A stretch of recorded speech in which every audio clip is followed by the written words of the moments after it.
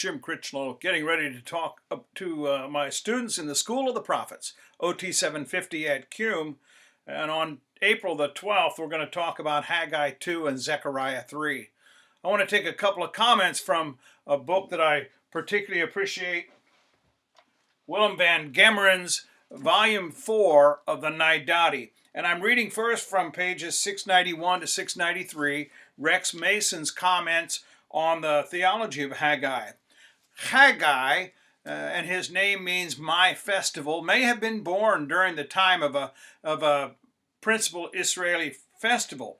He begins his ministry on the first day of Elul, August-September, and his last dated oracle is the 24th of Kislev, or December, in the same year, 520 BC. He's a post-exilic prophet, and he comes after the decree of Cyrus that allows the people of Babylon, Medo-Persia, to return to Israel. He uses those familiar sayings, the Lord Almighty says, and the oracle, thus says the Lord, or declares the Lord. And he introduces all of this throughout his 2 chapters in the book. Now, during the time of Haggai, there was a political uncertainty. Cyrus had allowed the people of Israel to return to the land, but Cyrus was succeeded by his son Cambyses in 529 BC. And then Cambyses committed suicide, and his son Darius I took over. But there was all kinds of revolts throughout the empire. Initially, when the Jews came back from exile, they began the prospect of rebuilding the temple of the Lord in Jerusalem.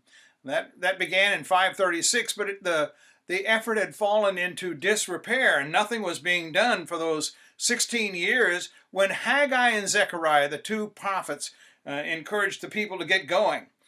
Haggai addressed the dispirited and impoverished people among the Jews who had settled in Babylon in a pioneer setting. Haggai gave a classic definition of inflation in Haggai 1:6. And it was such a time as that he had come to encourage the people to get busy, finish the temple, let God's will be done, and then they would see what would happen as a result of their efforts.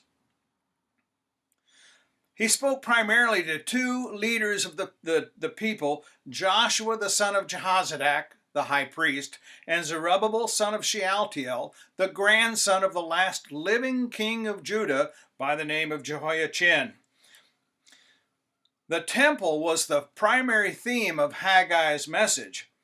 He wanted to get the people stirred up about their mission to rebuild, and he wanted to knock down their excuse that it was too late and it wasn't the right time to build the temple.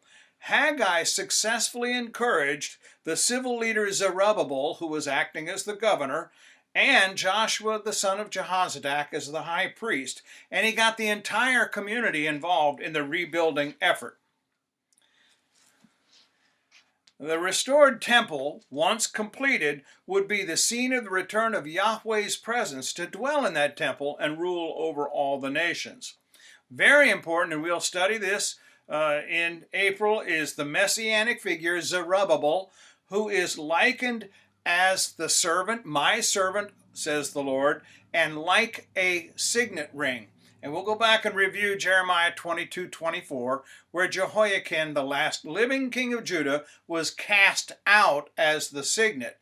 And now Zerubbabel, his grandson, comes back to rebuild the temple. Haggai's ministry was very effective. The temple was completed by the year 515, about 5 years after this prophecy was dated. Now, in terms of Zechariah, I'm quoting from, again, Naidati, Volume 4, and this is starting on page 1303, the article by Martin Selman on the Theology of Zechariah. The book of Zechariah divides roughly into 2 parts, Zechariah 1 through 8, and then the oracles and visions in 9 through 14.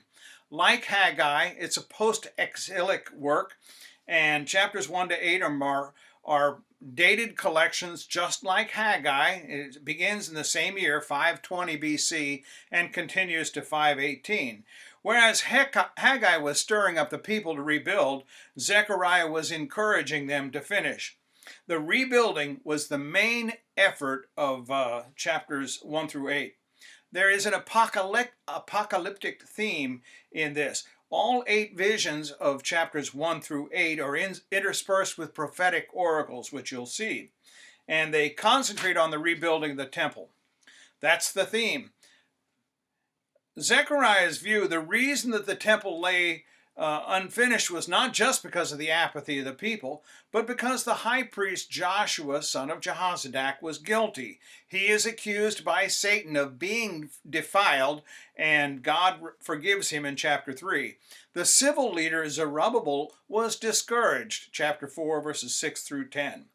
As you'll remember from our discussion earlier on, God's eyes, name, and heart were committed to be in Jerusalem for all time. We know that from 2 Chronicles 7, verse 16.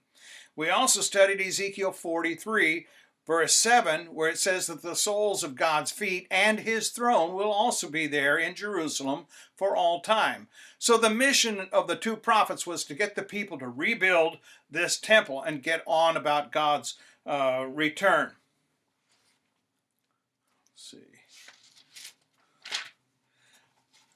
2 of the articles that I want you to look very carefully at in your reading in McConville is Think About Zerubbabel as the Messiah. This is on page 234 in Exploring the Book.